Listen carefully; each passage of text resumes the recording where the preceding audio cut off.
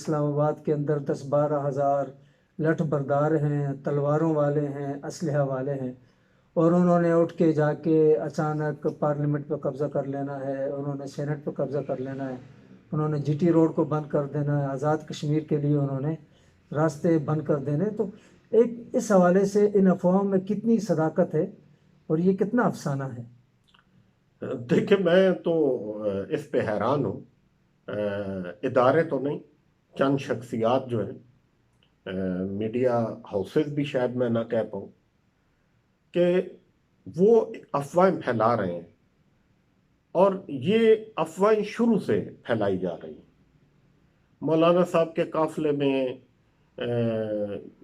یہ ساز و سامان آ رہا ہے، اسلحہ آ رہا ہے، یہ ہو رہا ہے، یہ اسلام آباد پہ قبضہ کرنا چاہتے ہیں، یہ لٹھ بردار ہیں، اور یہ چیزیں انصار الاسلام کے لیے پھیلائی گئی، رضاکار جو ان کی رضاکار فورس ہے، جی ایک نئی فورس بنا رہے ہیں، ایک یہ کر رہے ہیں۔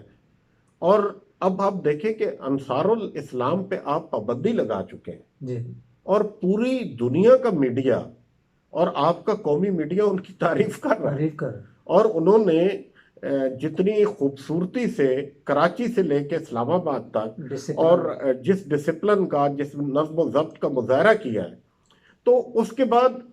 میرے خیال میں یہ جتنی افواہیں پھیلائی جا رہی ہیں، یہ جتنا خوف پیدا کیا جا رہا ہے،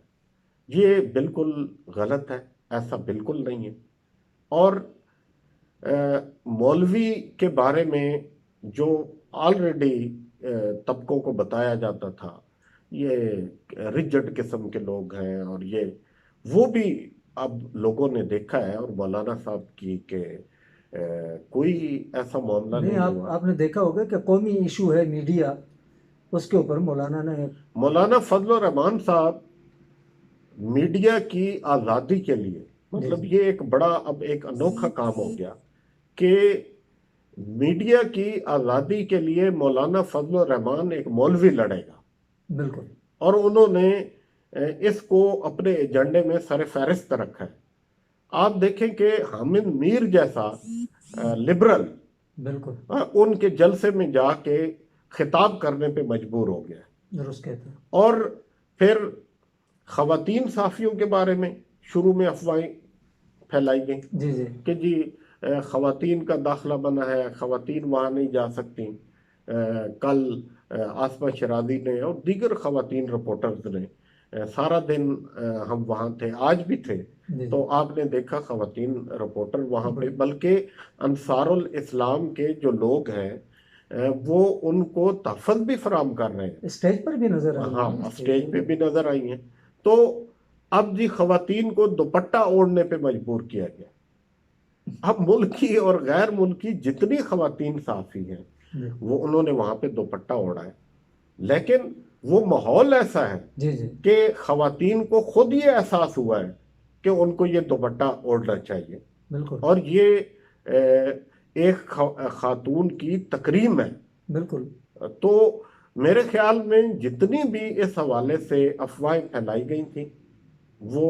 بالکل غلط ہے، اور ابھی تک مولانا فضل الرحمان صاحب نے ایک زیرک سیاستدان کا کردار ادا کیا ہے، ان کی پوری جماعت نے ایک نظم و ضبط کا مظاہرہ کیا ہے، اور ایک بڑے وسیع ایریا پہ بیٹھے، وہ آ کے بیٹھے ہیں، بہت کھلا ایریا ہے۔ میرے خیال میں جو 200 ایکڑ کا یہ ایریا اور اس کا جتنا طول اور جتنا عرض ہے، یہاں پہ کشمیر ہائی وے شامل نہیں ہے، کشمیر ہائی وے شامل نہیں ہے۔